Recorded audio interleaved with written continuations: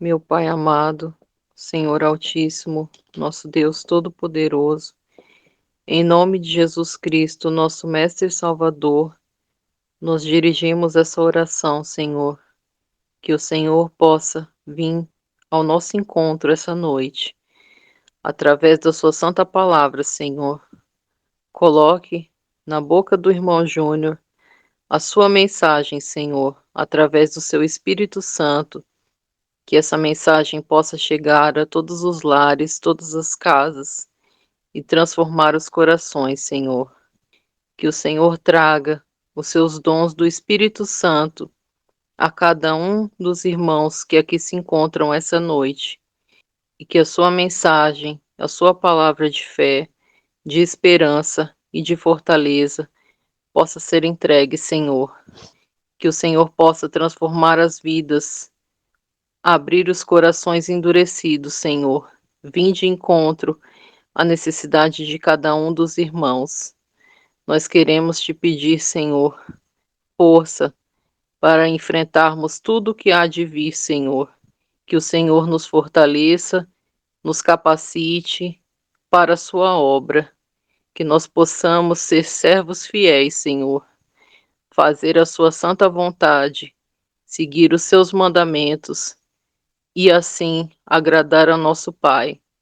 Nós agradecemos, Senhor, por mais uma oportunidade, por mais um dia que estamos ouvindo a Sua palavra ao lado dos nossos queridos irmãos, ao lado dos nossos familiares, Senhor, na nossa casa, tendo alimento, Senhor, tendo um lar, tendo uma cama, que o Senhor possa olhar para todos os seus filhos que se encontram pelo mundo inteiro perseguidos, Senhor, por causa da Sua palavra.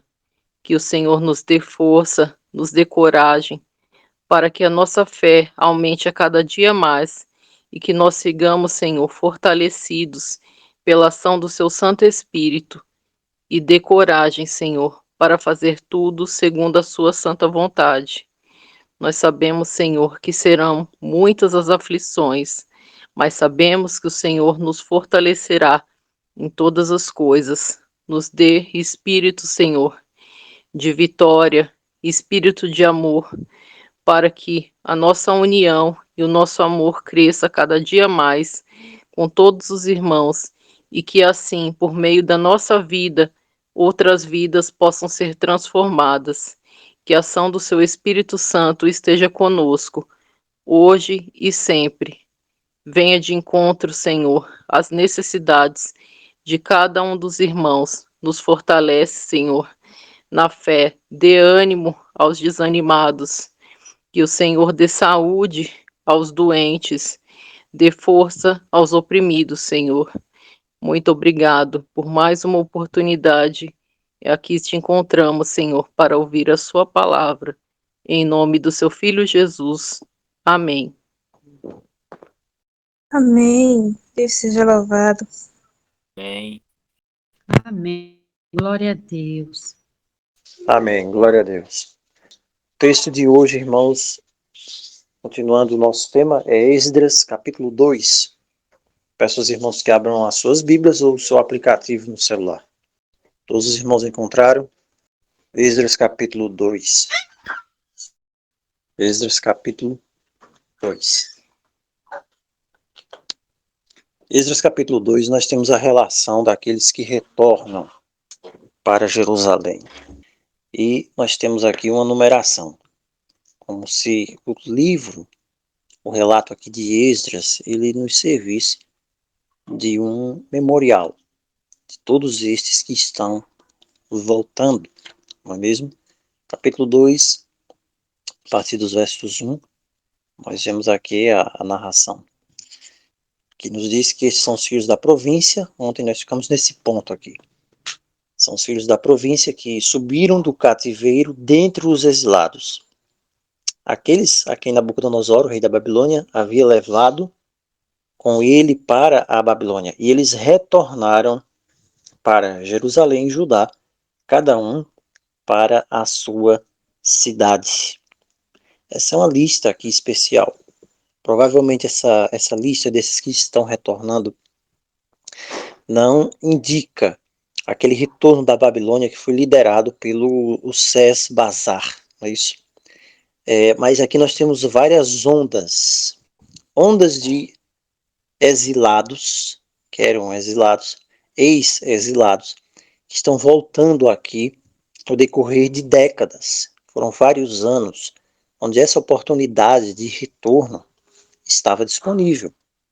Então, mais uma vez, aqui o registro histórico, ele vem fortalecer a mensagem de salvação da maneira como tem sido apresentado o Evangelho também no decorrer dos séculos, e como tem sido apresentada essa palavra de salvação também agora nos nossos dias. Existem várias ondas, convites que são feitos, que são estendidos às pessoas, e uns vêm primeiro do que os outros. Da mesma maneira, isso serve para nos alientar, para nos recordar que o processo de salvação, ele pode se desenvolver de uma pessoa para outra com um certo tipo de diferença na forma, no tempo e no modo. Existem pessoas que elas são tocadas por um texto da Escritura, e existem pessoas que têm um encontro especial com Deus com determinado outro texto da Escritura. Existem pessoas também que elas podem ter um encontro especial com Deus através da letra de um louvor. Ora, quantas pessoas eu não já ouvi testemunhos que se sentem especialmente tocadas com louvor? E quem não se sente especialmente tocado com louvor? Eu mesmo, se fosse enumerar aqui, tem louvores que tocam profundamente. Eu posso até citar aqui alguns. Tem um louvor especial de um grupo, Ministério de Louvor, que eu lembro. Esse grupo gravou apenas um trabalho. O Ministério do Louvor está escrito. Tem um louvor que chama-se Só em Ti. E esse louvor é maravilhoso. Tem também recentemente outro louvor que é Teu Santo Nome. E tem outros tantos mais, uns que enfatizam a volta do Senhor Jesus, Ele virá, e só o Senhor é Deus. Existem louvores que tocam o coração de uma maneira especial. São essas ondas do Espírito de Deus que vão buscar e que estão trazendo vários ex-exilados que estão retornando. Então, uma coisa, irmãos, que nós devemos compreender é que existem pessoas que nesse processo de amadurecimento espiritual também, elas podem ser um pouco mais, como é que eu posso dizer? Elas podem corresponder mais rapidamente aos dons, à proposta dos dons do Espírito do que outras. Então, existem pessoas que estão mais velhas, vamos dizer assim, no caminho, têm mais experiência no caminho da verdade do que outras. É por isso também que o apóstolo Paulo fala lá nas epístolas dele, que existem pessoas que são bebês ainda em Cristo. E um bebê, como nós sabemos, ele não pode se alimentar do mesmo alimento sólido que um adulto se alimenta. Ele precisa se alimentar de leite. Com isso, Paulo está querendo se referir a que a pessoa, quando ela é gerada em Cristo, assim como um bebê, ele foi gerado, e ele sai então do ventre da mãe e vem para o mundo exterior, ele precisa então se alimentar daquelas coisas mais básicas, que são os fundamentos mais básicos do reino dos céus. E Paulo fala sobre isso quando ele diz as questões relacionadas ao batismo, à imposição de mãos e outras coisas mais que são fundamentais. Mas existem também outras coisas que, com o passar do tempo, são chamadas de aquelas coisas mais profundas do reino de Deus e que todos nós, um momento ou outro, teremos de ter contato. Agora, se não houver um bom fundamento, se não houver um bom fundamento espiritual, que deve ser antecedente, quando a pessoa se encontrar, se deparar com certos pontos mais robustos da palavra de Deus, a pessoa fatalmente ele vai engasgar, vamos dizer assim. A pessoa não vai saber como digerir estas coisas. É o que tem acontecido ultimamente. Tem muitas pessoas que elas tentam atrapalhar o processo.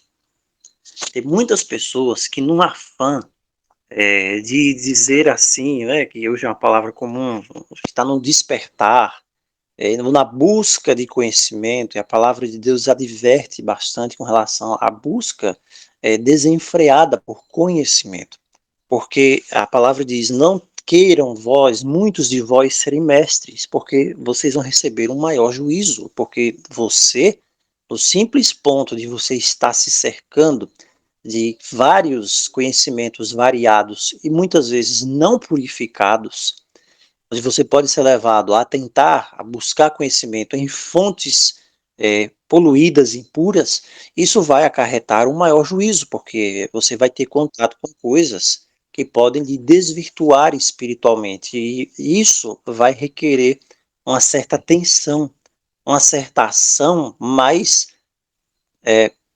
programática, mais difícil de ser dada se você não tiver um embasamento espiritual poderoso em Cristo. Então não é necessário isso. Então a palavra é muito clara com relação a essas ondas. A gente lembra também da parábola daqueles lá, os trabalhadores da vinha. Tem pessoas que vieram mais cedo, tem pessoas que estão vindo ainda, tem pessoas que estão ouvindo o chamado, o convite agora. O que é importante? O importante é que você não desista. O importante é que você não meça a sua caminhada espiritual por pessoas humanas, e tente fazer o seu nível ser igual ao nível de determinadas outras pessoas. Quem sabe tem pessoas que correspondem melhor a determinados estímulos e outros são mais vagarosos, mas o importante é que nós possamos permanecer firmes.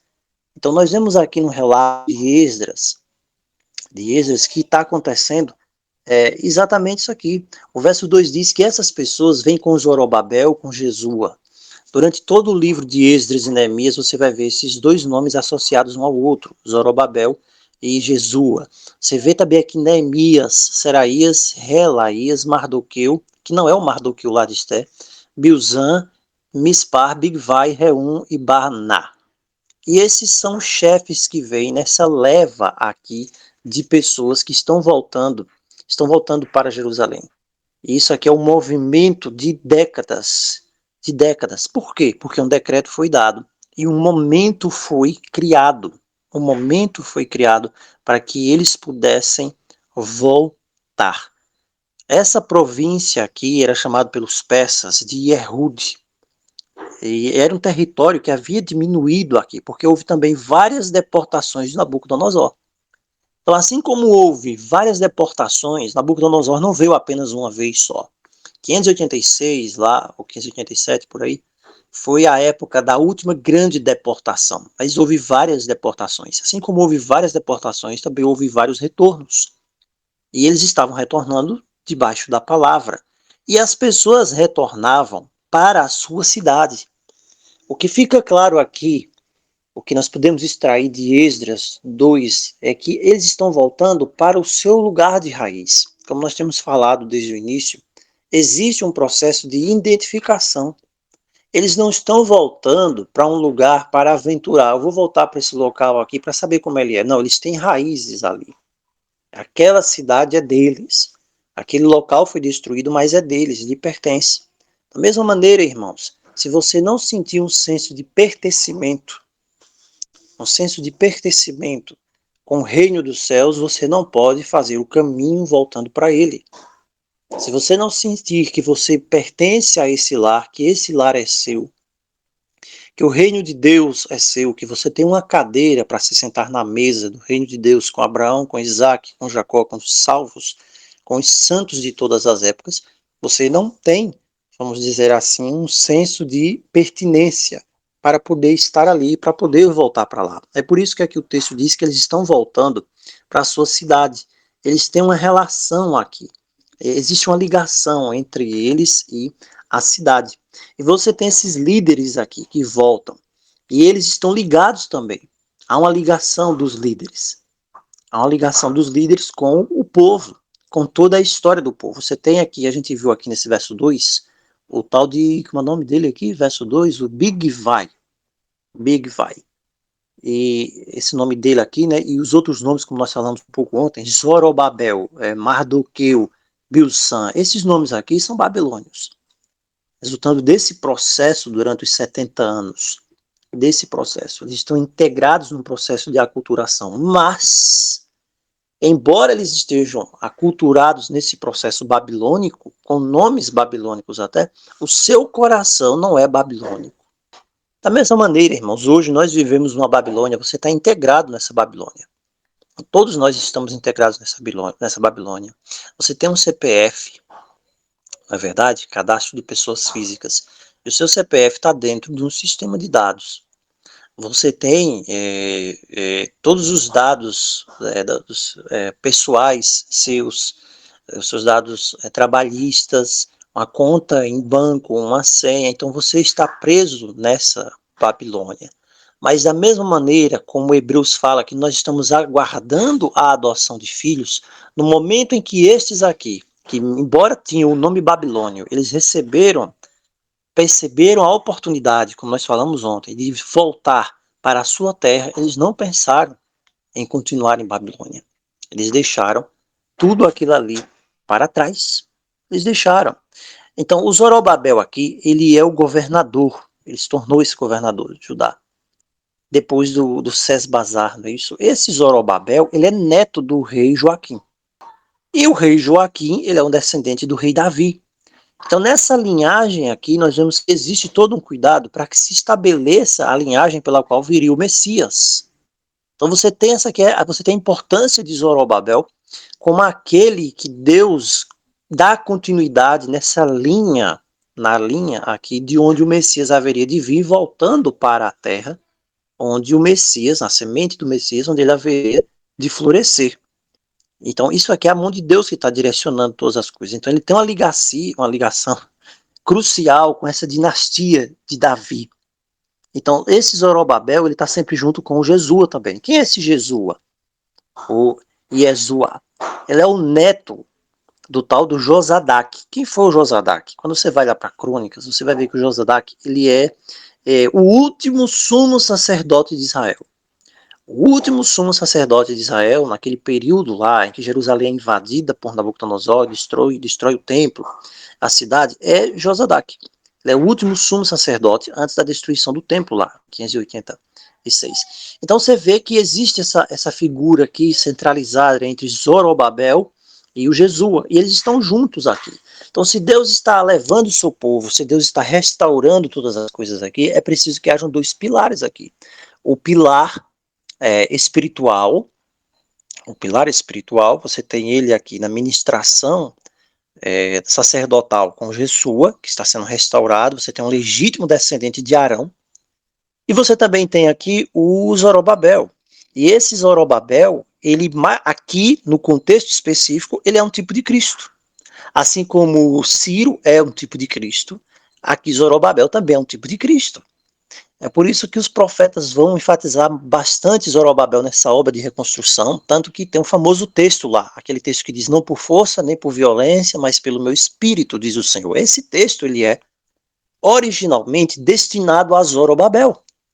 Aquele que seria ungido por Deus, ele recebe uma unção especial de Deus para fazer essa obra aqui. Então você sempre vai ver vários contextos, vários protótipos, tipos de Cristo, com Ciro, com Moisés, com Josué, com José no Egito, o próprio Judá ali, entre os irmãos de José, no momento que ele está ali diante de José, quer dizer, tudo aqui, a escritura inteira, ela gira em torno de Cristo.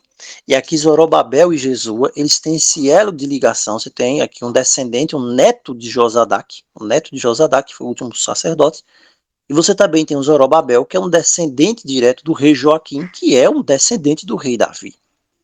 Então está tudo aqui muito claro, muito encaixado, para que haja essa ligação e Deus possa reacender esse remanescente. Então isso fica claro aqui, em todo remanescente. Quando Deus suscita o remanescente, é preciso que essas características estejam ligadas ao remanescente. Qual é a característica? Primeira de todas, a principal, haja a ligação, a linha espiritual agora nos nossos dias com o Messias. Sem ele, não há retorno. Sem ele não há retorno, sem ele não há fundamento, sem ele não há graça, sem ele não há glória, sem ele não há reconstrução, sem ele não há remanescente. E esse retorno aqui tem de estar baseado na ministração da palavra. É por isso que tem um Jesus aqui. Porque o sumo sacerdote é aquele que ministra. E o próprio Jesus também é um tipo de Cristo. Porque ele quem ministra dons, como diz lá o livro, a Epístola aos Hebreus. Então, fica bem claro aqui, os dois principais personagens, Zorobabel e o Jesua. Também aqui nesse verso, que é o que nós estamos vendo no verso 2, vai falar sobre o Neemias. Esse Neemias aqui não é o Neemias do livro de Neemias aqui na sequência. Tudo bem? Não é esse mesmo Neemias aqui depois de Esdras. Não é. Porque o Neemias, esse Neemias aqui do livro, ele só vai chegar a Jerusalém mais de 50 anos depois dessa primeira leva, que está escrita aqui no livro de Esdras. Como nós falamos, né? Quem escreve Esdras aqui no início não é Esdras. Então, o Neemias vai chegar depois. E existe outro aspecto do Neemias também, que está junto com Esdras. Então, esse Neemias aqui, você vai ter outro Neemias também, que está lá no Neemias 3. Capítulo 3, você tem outro Neemias, que é esse governador de outra região ali da época. Também tem um Mardoqueu, como a gente falou, o Mardoqueu, ele não é o Mardoqueu do livro de Esther. Esse Mardoqueu aqui do livro de Esther, com a Esther, ele vai aparecer ali quase 50 anos depois, dizem, né, os historiadores aí, depois desse Mardoqueu aqui do capítulo 2 de Esdras 2. Então, a partir do verso 3, agora, nós vamos ler, nós vamos procurar extrair o significado espiritual desses versos aqui, verso 3 até o verso 60. Os versos 3 até o verso 60, nós vamos ter uma descrição aqui de quem que está voltando. E você vai ver aqui, filho de Parós, filhos de Cefatias, filhos de Ará, filhos de Pat Moab, filhos de Elão, de Zatu, de Zacai, de Bani, de Beba, e vai embora, vai a lista, vai embora, Adonicão, Big Vai, até o próprio Big Vai está aqui, Adim, e por aí vai. E começam a ser numerados com extrema precisão essas pessoas aqui. Agora a pergunta é, por que que eles são numerados? É simplesmente dizer, olha, eu sou filho de fulano de tal, coloque-o na lista aí. Aí a pessoa, tudo bem. Eles tinham identidade naquela época? Não, eles não tinham identidade. Eles não tinham um documento de identificação como se tem hoje. Eles tinham CPF? Não, tanto que CPF é só uma invenção brasileira. Você não tem CPF por aí afora, você tem no Brasil apenas. Eles não tinham identificação. O que era importante para eles, para o cronista aqui em Esdras, é que houvesse um registro dentro da relação familiar dos pais. É por isso que você vai ver aqui que não há aqui uma referência direta a tribos. Não há referência direta a tribos. Embora estas pessoas aqui, isso é bem importante, irmãos, essas pessoas aqui, eles se auto-identificavam como pertencentes a determinadas tribos. Bem, como é que você pode dizer isso? Como é que nós podemos dizer isso? Basta olhar para o apóstolo Paulo, né? O apóstolo Paulo dizia que ele era da tribo de Benjamim. E esse é um assunto que nós já falamos um pouco aqui sobre a questão das tribos perdidas. Nós falamos uns dias aqui, falamos um pouco, né? Um resumo sobre isso de tribos perdidas, porque tem muita gente hoje dando uma de Indiana Jones, procurando onde estão as 10 tribos perdidas. E, mais uma vez, cair naquela coisa toda de se perderem genealogias sem fim. E a palavra de Deus aconselha que isso não seja feito. Na busca impensada de pertencer a determinadas genealogias para dizer que é de alguma tribo de Israel, ou são os índios, são os apaches, são os índios da Amazônia, porque tem um costume assim, um costume assado, eles são da tribo de Isacar, por causa disso, porque para aí. Não é bem assim. Então, eles aqui estão voltando, eles têm além de tudo, mas não é o critério aqui, eles possuem uma autoatribuição de pertencimento, com certeza, a determinadas tribos. Mas você vai ver aqui que não é esse o critério que está sendo adotado em Esdras. O critério adotado em Esdras é o da filiação. É o da filiação. Esse é o critério mais importante que existe. É o critério da filiação. Como eles estão aqui ligados à filiação dos pais, da mesma maneira, irmãos, a palavra de Deus nos adverte em João que todo aquele que nele crê, ele é filho de Deus. Ele nos concedeu o dom, o verbo veio até nós. E quando o verbo vem até nós, eu quero convidar você agora para ler esse texto maravilhoso que encontra-se no Evangelho de João, capítulo 1. E nós vamos ver agora, mais uma vez, esse processo de filiação que nos dá a garantia, que nos dá a certeza de que o nosso nome está escrito nos registros, não dos livros de filiação, como os escribas aqui de Israel, os cronistas, iam verificar ali a linhagem da pessoa que voltava para Jerusalém. Mas quando nós vamos para o Evangelho em João, João diz assim, João capítulo 1, versículo 10 e 11, diz assim, ele veio para os seus e os seus não o receberam. Agora vem o mais importante. Mas a todos quantos o receberam, não importa, todos quantos o receberam. Aqui não há filiação de pais, não há descendência literal, aqui registrada em livros, em rolos, mas a todos quantos receberam, a eles deu o poder de se tornarem os filhos de Deus. Que maravilhoso, os filhos de Deus. E só basta aqueles que creem no seu nome, os quais não nasceram do sangue, ou seja, eles não vêm de uma filiação sanguínea, da forma como acontece aqui em Esdras. Você não precisa de uma filiação sanguínea. Eu não preciso de uma filiação meramente sanguínea ou reportar-me numa árvore genealógica há milênios atrás para encontrar a minha árvore, o meu galho genealógico voltando para algum judeu, alguma classe sefardita que volte para a Espanha, que vá para lá, para a diáspora no ano 70, na queda de Jerusalém no ano 70. Não. Você apenas precisa crer. Você se torna filho de Deus, não filho de Big Vai, não filho de nenhum desses aqui que estão escritos. Você se torna filho de Deus, você crê no seu nome. E você não precisa ser vinculado ao sangue, nascer do sangue, nem da vontade da carne, nem da vontade do homem, mas agora você nasceu de Deus. Isso é o maravilhoso do Evangelho. Aqui no texto de Esdras, nós temos um prenúncio também, ao mesmo tempo que nós temos uma disruptura desse processo. A disruptura desse processo, como nós estamos vendo aqui em João, da necessidade de filiação sanguínea. Essa necessidade de filiação permanece, mas não mais, como a gente falou agora, como nós estamos falando, para ser um filho de Cefatias, um filho de Ará, ter o meu nome lá vinculado a uma descendência judaica, mas você crê no seu nome. E se você crê no seu nome, você agora é filho de Deus. É filho de Deus. Então, esse aqui é o maravilhoso do relato. Eles chegam aqui e são filhos. Filhos de Zacai, de Besai, de Assum, de Gibar, de Belém, de Anatote, cidades até conhecidas, e eles estão voltando. Eles têm como provar que seus nomes estão registrados ali. Da mesma maneira que o Senhor Jesus também fala de um registro nos livros celestiais. Alegrem-se, porque os seus nomes estão registrados no livro da vida. Da mesma maneira, aqui você também tem ainda, por outro lado, algo que está prenunciando um registro mais exato em Apocalipse capítulo 7. Aqui você, como nós falamos, não tem uma ligação por tribos, embora essa identificação de tribos ocorra interiormente. Você tem uma relação pai-filho. Essa relação pai-filho que está aqui, ela é também prenunciada, prefigurada na relação pai-filho no Evangelho de João.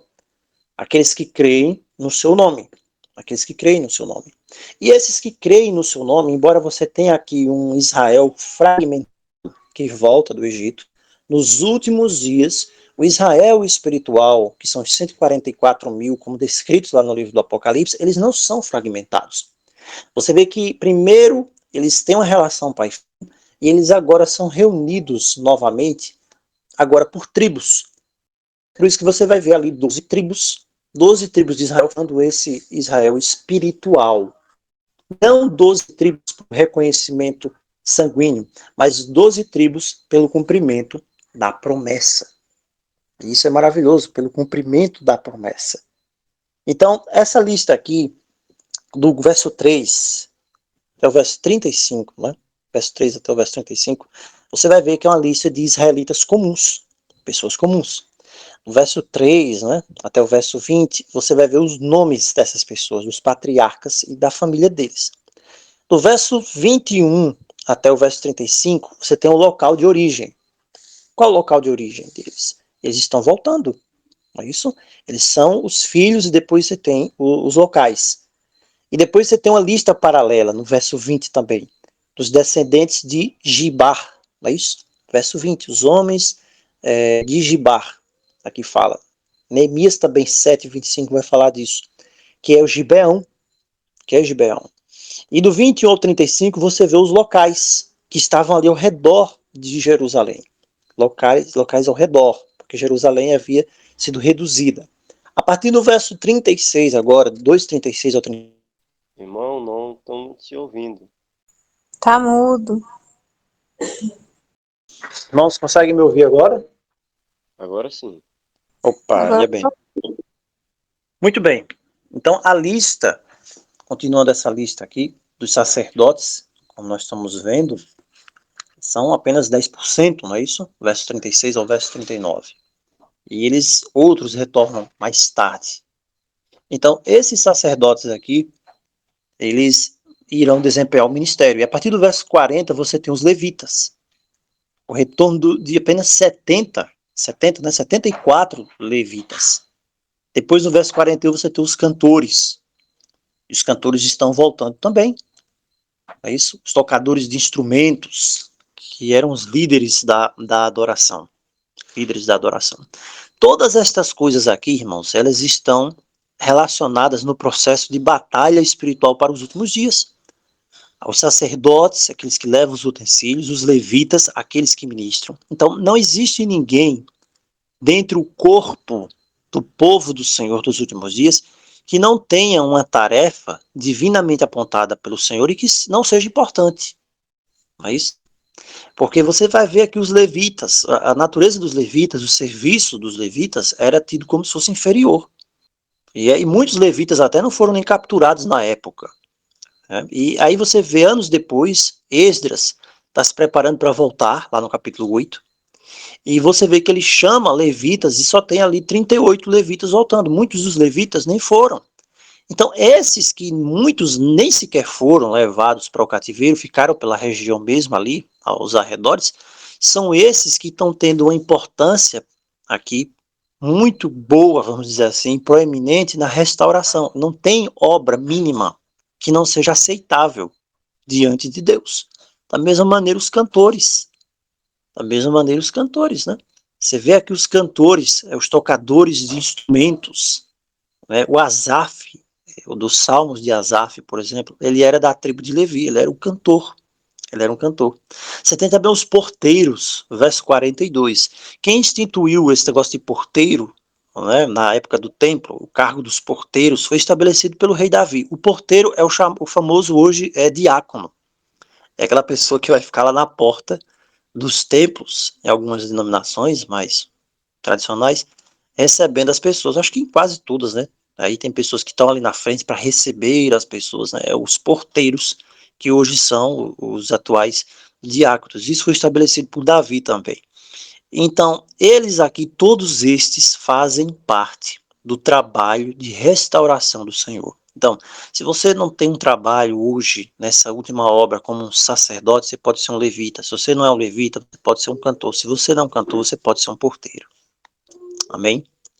E é maravilhoso isso.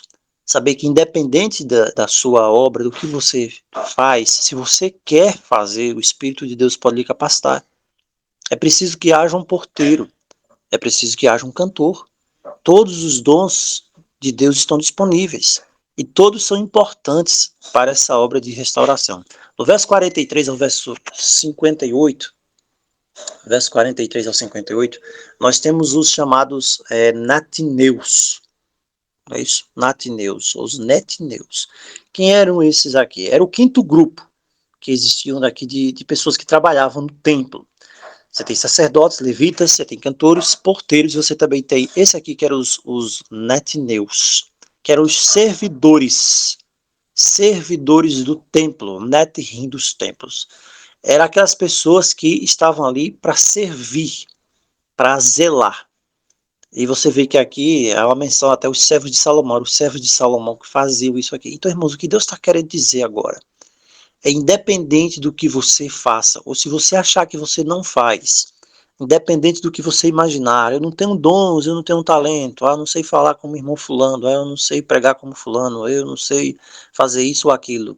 Se você se dedicar, é o suficiente. Se você decidir fazer a obra de Deus, de alguma maneira existe um dom, um talento, algo que você possa fazer que pode ser usado para a honra e glória de Deus. E é isso que Deus está mostrando aqui. É essa mensagem que Deus está dando.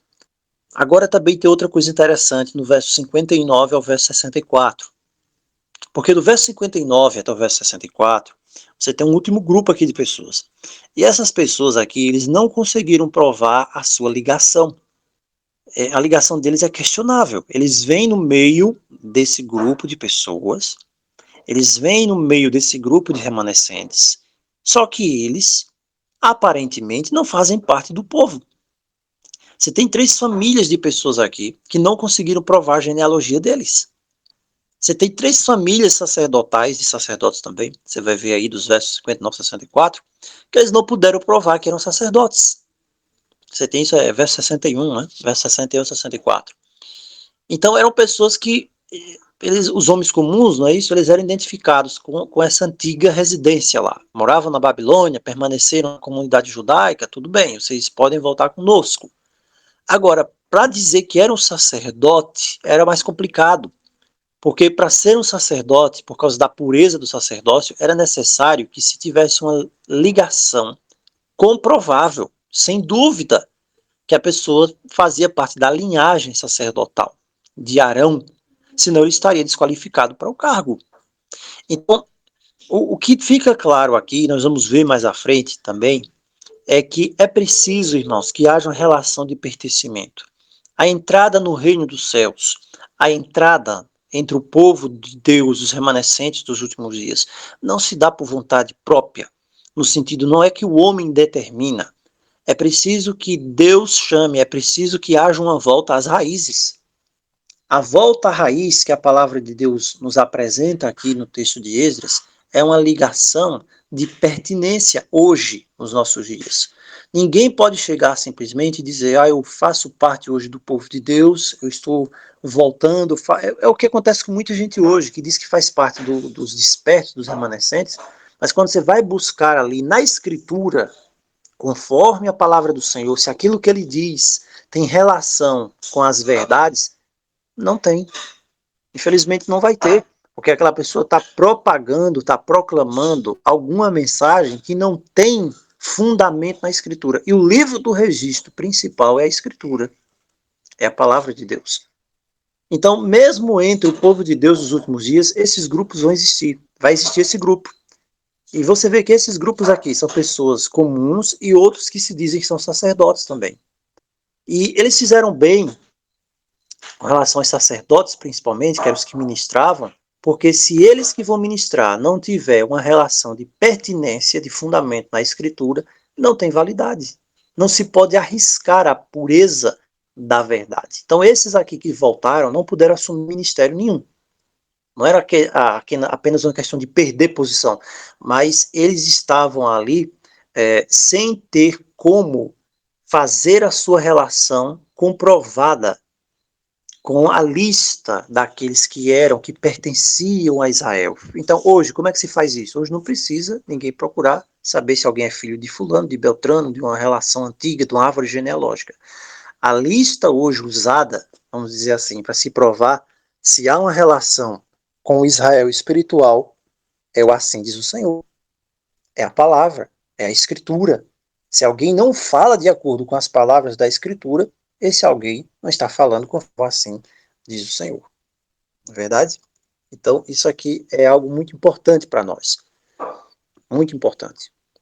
Do verso 64 ao verso 65, para que nós finalizemos esse ponto aqui, nós temos que a congregação inteira se reuniu. Mas antes disso, você vai ver que não tem menção ao Urim nem ao Tumim. O que era o Urim e o Tumim?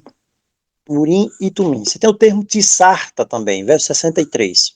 Verso 63. Veja que no verso 62, eles buscaram o registro deles e não encontraram. Não encontraram. Aí, pelo que imundos foram excluídos do sacerdócio. Imundos quer dizer, eles não eram apropriados para o sacerdócio.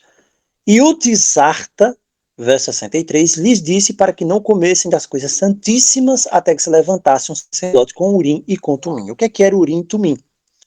Urim, nós já vimos isso até, né? Urim e Tumim, eles eram como umas pedras que existiam ali naquela veste sacerdotal que indicavam a vontade de Deus quando alguém consultava a Deus. Você não vai encontrar mais daqui por diante menção ao Urim e o Tumim. Você vê o termo Tissarta. O que é Tissarta aqui? Tissarta. Essa é uma palavra, né, que só aparece poucas vezes aqui. Todas aqui em Esdras e Neemias. Essa palavra aqui provavelmente pode ser uma palavra persa, referência persa, porque ela quer dizer excelência, quer dizer o excelente. Quem é o excelente aqui? O excelente, essa mesma palavrinha, irmãos, ela é usada para Neemias como governador, lá em Neemias 8. Então, o Tissarta aqui pode ter o sentido, a referência para o governador responsável ali, por toda aquela congregação, mas aqui no sentido espiritual, para que não comessem das coisas santíssimas, porque eles não estavam ali arrolados no testemunho, e eles também tinham de esperar que se levantasse um sacerdote com Urim e com Tumim. Bem, esse sacerdote com Urim e com Tumim, nós não temos notícia que ele se levantou. E agora toda a congregação está reunida.